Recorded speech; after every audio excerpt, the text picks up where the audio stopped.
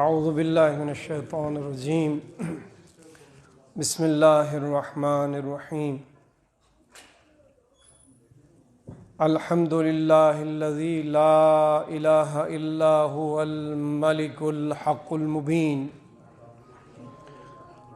المدبر بلا وزیر ولا خلق من عبادہ یستشیر الاول غیر موصوف والباقی بعد فناء الخلق العظیم الربوبیہ ثم الصلاة والسلام والتحیۃ والاکرام علی سیدنا و نبینا و حبیب قلوبنا ابی القاسم محمد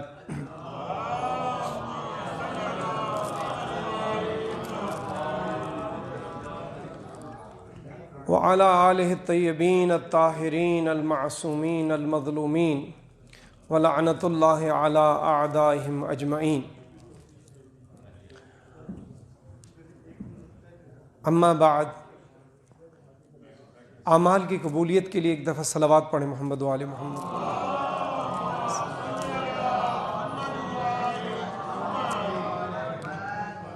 اگر دوستان مناسب سمجھیں تو آگے آ جائیں، ذرا بات جو ہے وہ قریب سے بات ہو۔ یہ جو آپ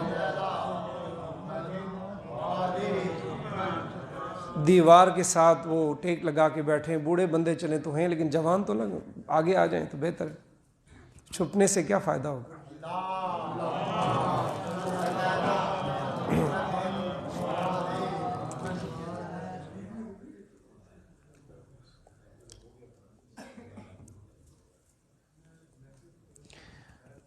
صاحبان ایمان، ماہ رمضان کے ان ایام میں نے انسان اور قرآن کا موضوع منتخب کیا ہے، آپ جوانوں کے لیے، آپ دوستوں کے لیے، مخصوصاً میرے جوان دوست جو ہیں ان کے لیے، کیونکہ بابے تو آتے رہتے ہیں، جوان نہیں آتے مسجد میں۔ بابوں کو تو ظاہر آخرت کی وہ ڈر ہوتا ہے، مر جائیں گے تو اس لیے وہ مسجد میں زیادہ آتے ہیں۔ انسان اور قرآن کے موضوع پر انشاءاللہ جو ہے وہ گفتگو ہوگی۔ دیکھیں، قرآن کریم میں لفظ انس جو ہے وہ 29 مرتبہ استعمال ہوا ہے، اور انسان جو ہے وہ قرآن میں 57 دفعہ یعنی 57 مرتبہ جو ہے قرآن الانسان جو ہے وہ لفظ استعمال ہوا ہے۔ انسان کیا ہے، کون ہے، کیوں خلق ہوا، اس کے خلق ہونے کا مقصد اور ہدف کیا ہے، وغیرہ مختلف جو اس موضوع پہ جو بھی بات ہوگی۔ لیکن مقدمتاً جو ہے آج رمضان کے موضوع پہ بات کرتے ہیں۔ رمضان شروع ہو گیا ہے۔ صاحبان ایمان، میرے جوان دوستو، یہ جان لو کہ یہ ماہ مبارک رمضان جو ہے خیر و برکت سے پر ہے، پر کتنی خیر و برکت کوئی اندازہ لگا سکتا ہے؟ کتنی خیر و برکت آپ اندازہ لگائیں کہ سرکار رسالت صلی اللہ علیہ وآلہ وسلم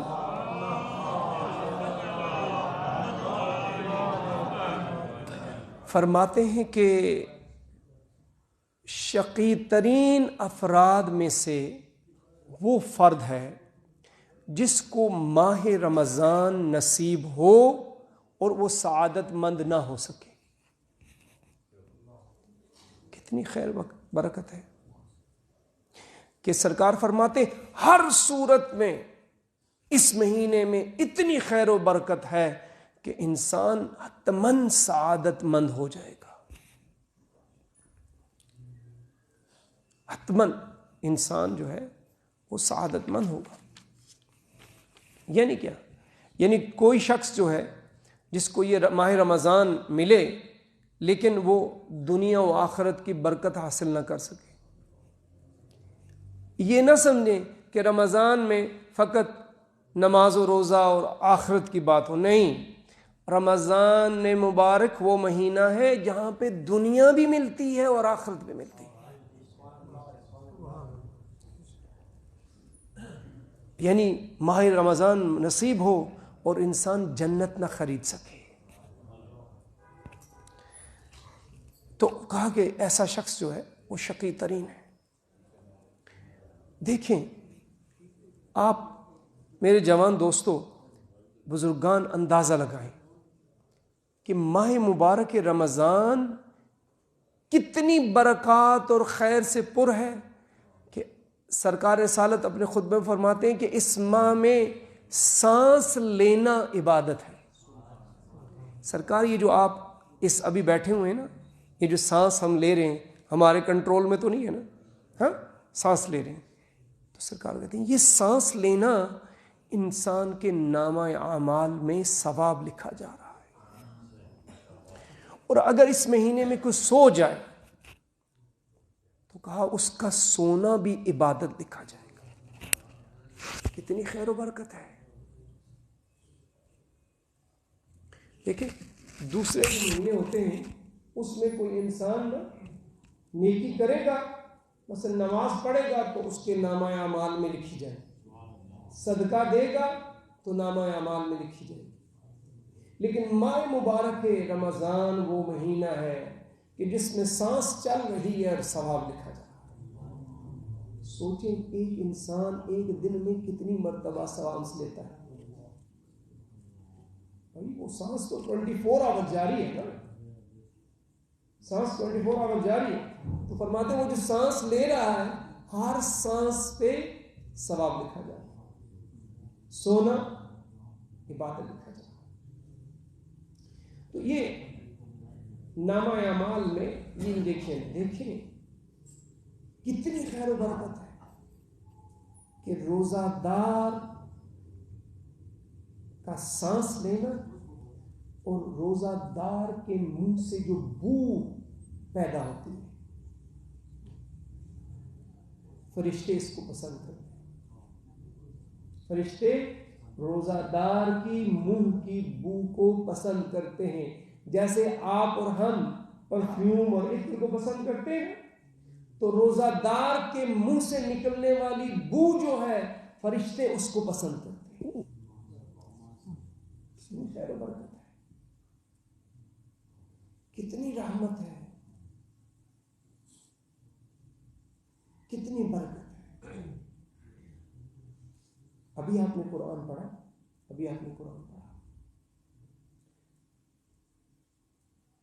اس مہینے کو بہار قرآن کہتے ہیں. فرماتے ہیں کہ ایک آیت پڑھنے کا ثواب آپ دیکھیں کتنی، اور اس پہ یقین کامل ہونا چاہیے.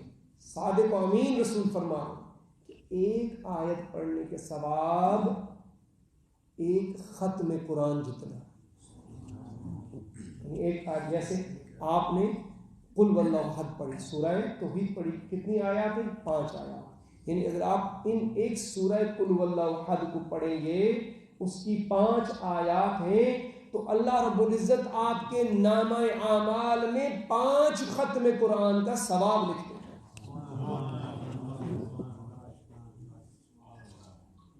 اب مومنین کرام، صاحبان ایمان، میرے جان دوستوں، آئیں اس مہینے میں اپنا منہ اپنے خالق و مالک کی طرف ڈالیں. دیکھیں 11 مہینے کیا کرتے رہے میرے جوان دوستوں. 11 مہینے میں کیا ہوا؟ موبائل، گپ شپ، ٹی وی، سینما، بیہودہ گفتگو، خواہ مخواہ کی باتیں، اسی میں گزرا نا. ہاں ایسے ہی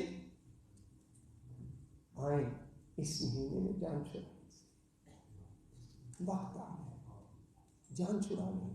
اس ایک مہینے میں ایک ماہ تجربہ کرنا، ایک مہینے میں کے لیے اپنے آپ کو ان کاموں سے نجات دیں. موبائل رکھتے بھائی کوئی ایسی چیز نہیں، ٹیلی ویژن نہیں جانا بھائی، اس میں کوئی ایسی چیز نہیں. بری گفتگو نہیں، آپس میں بیٹھنا ہے، بری گفتگو گالی نہیں نکالنی، غیبت نہیں کرنی، جھوٹ نہیں بولنا. ایک ماہ کے لیے آئیں، اپنا رخ اللہ کی طرف موڑیں، اپنا رخ اپنے پروردگار، اپنے خالق و مالک، اپنے اللہ کی طرف موڑیں. اپنے رخ کو مومنین کرام، میرے سننے والے جہاں تک میرے سن رہے ہیں، اپنے رخ کو مسجد کی طرف موڑ لیں، اپنے رخ کو منبر و محراب کی طرف موڑ لیں. اس ماہ میں اپنے رخ کو خدا کے ساتھ راز و نیاز کی طرف موڑ لیں، اپنے رخ کو تلاوت قرآن کی طرف موڑ لیں، اپنے رخ کو خدا کی نافرمانی سے منہ موڑ کے خدا کی اطاعت کی طرف لے آئیں. جس مہینے میں یہ حال ہے کہ سانس چل رہی ہے، ثواب لکھا جا رہا ہے، تو اس مہینے میں اگر اپنے منہ کو، اپنے رخ کو اللہ رب العزت کی طرف موڑ لیں گے تو کس مقام تک پہنچے. انسان جو ہے اس کا نتیجہ پتہ ہے کیا نکلے گا؟ عیدی ملے گی. ہمارے یہاں تو عیدی سمجھ نہیں آتی نا. عید کو بیان کرنا چاہیے. آپ کو پتہ عیدی کیا ہے؟ کیوں عید یکم شوال کو عید کیوں رکھا گیا؟ عید کیوں؟ اس دن عیدی کیا ملنی ہے؟ اس دن عیدی گناہوں سے معافی کی صورت میں ملنی ہے. اس دن عیدی عاقبت بخیر ملنی ہے. اس دن عیدی رضا خدا ملنی ہے. اس دن عیدی بچوں کی تربیت کی صورت میں ملے گی. اس دن عیدی ماں باپ کی مغفرت کی صورت میں ملے گی. یہ ہے عیدی. جب انسان رخ کر لیتا ہے اپنے رب کی طرف، اپنے پروردگار کی طرف، تو جب ایک ماں یہ رخ اس طرف رہتا ہے تو اس کا نتیجہ کیا نکلتا ہے؟ عیدی ملتی ہے. حقیقی عیدی یہ ہے. حقیقی عیدی یہ ہے. متاسفانہ ہمارے ہاں عید والے دن کو بھی وہ شیطان کی بارگاہ میں پیش کر دیا جاتا ہے. شیطان کی طرف چل پڑتے. وہ عید، جس عید والے دن ہم نے عیدی لینی ہے اپنے رب سے، اپنے پروردگار سے، اپنے مالک سے، اپنے خالق سے. کہ مالک تیری بارگاہ میں. صاحبان ایمان، روزہ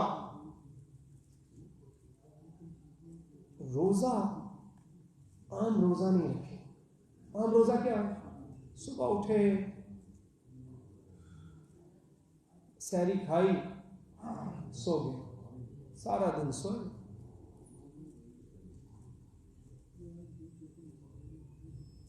شام کو افطاری کیا نہیں. عام روزہ نہیں ہونا چاہیے.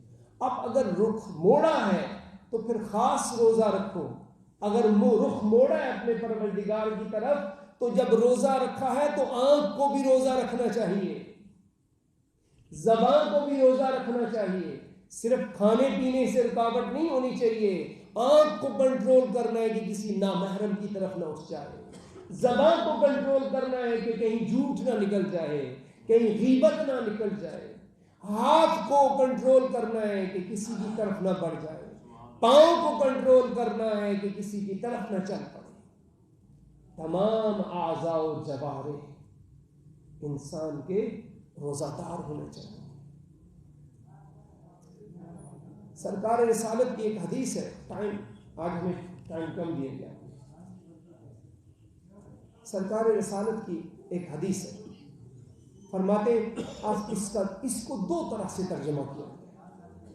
فرماتے الصوم لی وانا اجزی بہ. پہلا ترجمہ یہ ہے کہ بھی روزہ میرے لیے ہے اور میں ہی اس کی جزا دوں، میں ہی اس کی جزا دوں گا. یعنی کیا؟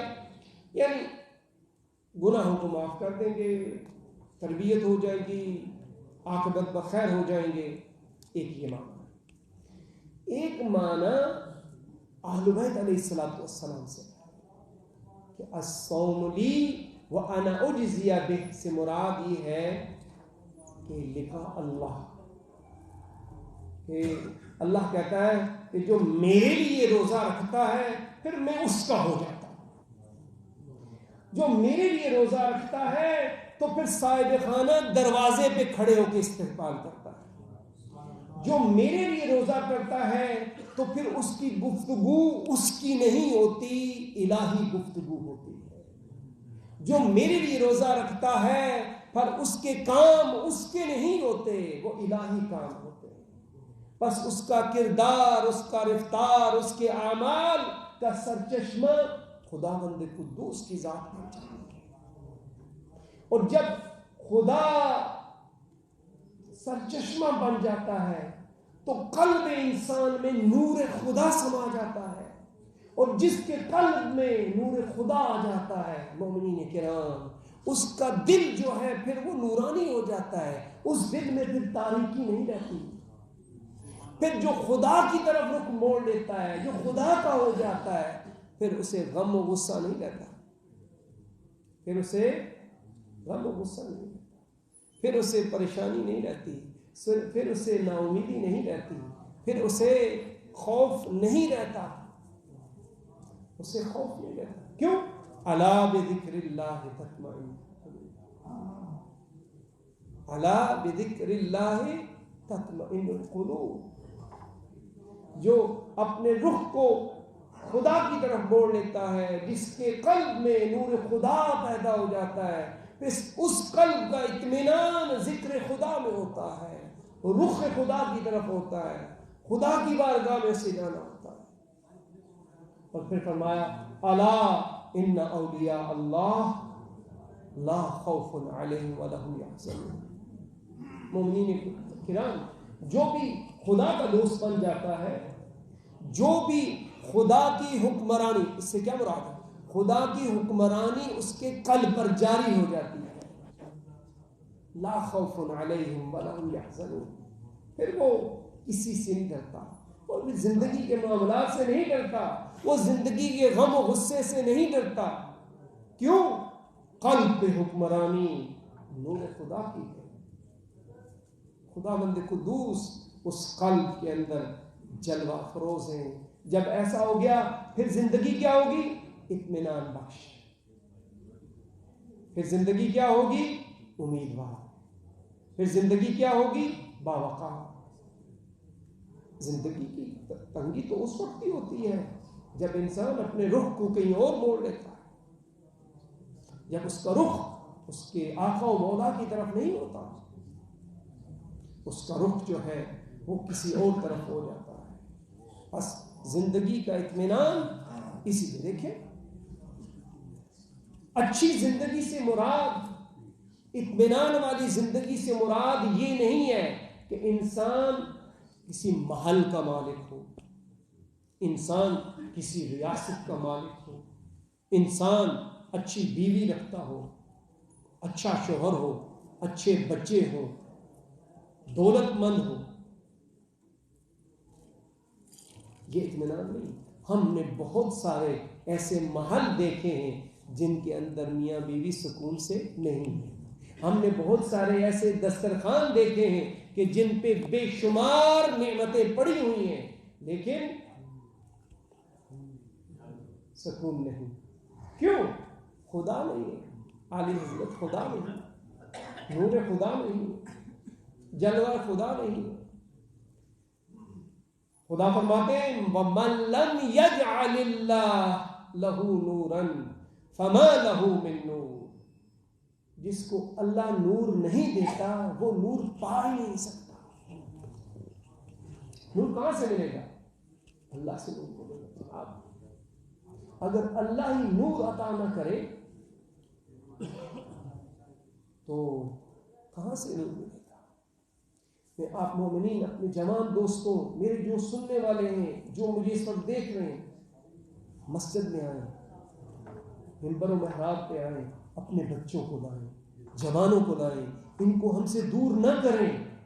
آپ یقین کریں یہ اگر منبر و محراب اور مسجد سے دور ہوں گے شیطان گھس جائے گا، کل یہی بچہ تشیع سے دور ہو جائے گا، کیوں؟ معارف محمد و آل محمد نہیں ہے، آئیں اپنے بچوں کو سنبھال لیں. سرکار رسالت کی جلدی سے اس حدیث کو پڑھو, ٹائم آخر ہے, کہ سرکار رسالت اس روایت میں فرماتے ہیں, یاد رکھیں, فرماتے ہیں سیاتی زمان علی امتی یفرون من العلماء کما یفر الغنم عن الدین. سرکار رسالت فرماتے ہیں کہ ایک زمانہ آئے گا, مسجدیں خالی ہوگی, علماء فارغ ہوں گے. سیاتی زمان علی امتی, میری امت پہ ایک ایسا زمانہ آئے گا جس زمانے میں سے لوگ علماء سے ایسے بھاگ جائیں گے جیسے بکریاں کسی بھیڑیے سے بھاگ جاتی ہیں. مسجد, میرے جوان دوستوں, کہ مسجد آپ کے لیے ہے, بوڑھوں کے لیے نہیں. آج مسجد بوڑھوں کے لیے ہو جاتی ہے. آپ نے اگر اسکول کا کام بھی کرنا ہے نا, اپنے کالج کا کام, ہاں یہاں بیٹھ کے کریں, برکت ہوگی. مسجد اللہ کا گھر ہے, مسجد میں بیٹھیں گے برکت حاصل ہوگی. آئیں اپنے آپ کو. اور فرماتے ہیں جب ایسی حالت ہوگی سرکار رسالت, نتیجہ کیا نکلے گا؟ فرماتے ابتلیہم اللہ بثلاثت اشیاء. جب میری امت علماء سے ایسے بھاگے گی تو امت کو 3 چیزوں میں مبتلا کر دیں گے. اللہ 3 درد میں مبتلا کر دے گا. نمبر 1, ترفع البرکۃ من اموالہم. آج اس زمانے کو دیکھ لیں, فرماتے ہیں پہلا درد یہ ہوگا کہ مال میں سے, دولت میں سے برکت ختم کر دے گا اللہ. کماتے رہیں جتنا مرضی, پھر بھی پیٹتے رہیں کہ کچھ نہیں. ترفع البرکہ من اموالہم, کیا ہوگا؟ مال میں سے برکت. اتنا زیادہ کمایا ہے, اپنے بچوں کو بھی نہیں کھلا رہا, اتنا زیادہ کمایا. یہ برکت نہیں ہے نا. برکت ہوتی تو اپنے ہمسائے کو دیکھتا, اپنے غریب رشتہ داروں کو دیکھتا, غریب مومنین کو دیکھا. آج اربوں کا مالک ہے تو کیا ہوا؟ اس برکت کا کوئی, اس دولت کا تو فائدہ ہی کوئی نہیں. اس دولت میں برکت نہیں ہے جناب. جو آپ کروڑوں روپے لے کے بیٹھے ہیں, کوئی برکت نہیں ہے. برکت تب ہوگی جب اس مال میں سے مومنین پہ خرچ کرو گے, نیک اعمال پہ خرچ کرو گے, غربا پہ خرچ کرو گے, تب برکت ہے. پھر فرماتے ہیں ترفع البرکۃ من اعمارہم. عمر میں سے, زندگی عمروں میں سے اللہ برکت اٹھا لے گا. جب یہ حالت ہوگا کہ میری امت کے لوگ علماء سے اس طرح بھاگیں گے کہ جیسے کہ بکریاں بھیڑیے سے بھاگتی ہیں, تو دوسرا درد یہ ہے کہ ترفع البرکۃ من اعمارہم, عمر میں سے برکت ختم ہو گئی. پیدا ہوا, کھایا پیا, مر گیا, کسی کو پتہ ہی نہیں. بابرکت عمر کون سی ہے؟ مجلسی رحمۃ اللہ علیہ. بابرکت عمر کس کی تھی؟ یہ آپ کی ہر جگہ پر مفاتیح الجنان موجود ہے. محدث عباس, محدث قمی رحمۃ اللہ علیہ, ان کی زندگی بابرکت تھی. یعنی بابرکت عمر وہ ہے جو کسی کے لیے گزاری جاتی ہے, جو اللہ کی حکمرانی میں گزاری جاتی ہے, اس کو بابرکت کہتے ہیں. یہ کون سی بات برکت والی زندگی ہے؟ آیا, کمایا, پیسے لیے, مر گیا. عمر میں سے برکت اٹھ گئی. بابرکت زندگی نہیں ہے. بابرکت زندگی یہ ہے کہ مخلوق خدا کی خدمت میں کچھ ایسا کر جائے, کچھ ایسی توفیق مل جائے, وہ بابرکت زندگی ہے. تیسری چیز بڑی خطرناک بات ہے, اور آج ہم سب اس میں مبتلا ہیں. یاد فرماتے ہیں تیسری چیز, سلط اللہ علیہم لا راحم لہ ولا علم لہ ولا حلم لہ. جب یہ صورت ہوگی کہ علماء سے لوگ اس طرح بھاگیں گے جیسے بکریاں بھیڑیے کے خوف سے بھاگتے ہیں, اللہ تعالیٰ ان کو مسلط کر دے گا جن میں نہ رحم ہوگا, نہ ان کے پاس علم ہوگا, نہ حلم ہوگا. آج ہم پہ وہی حکمران ہیں. آج ہم انہی چیزوں کے تسلط میں ہیں. صرف حکمران نہیں جناب, یہ ذخیرہ اندوز مسلط نہیں ہے, یہ مہنگائی مسلط نہیں ہے, یہ ڈالر مسلط نہیں ہے. حاکم وقت تو ایک علیحدہ معاملہ ہے. یخرجون من الدنیا بلا ایمان، آخری چیز یہ ہے کہ دنیا سے بلا ایمان، بے ایمان اس دنیا سے اٹھ جائے. کیوں؟ جب نہیں سنا.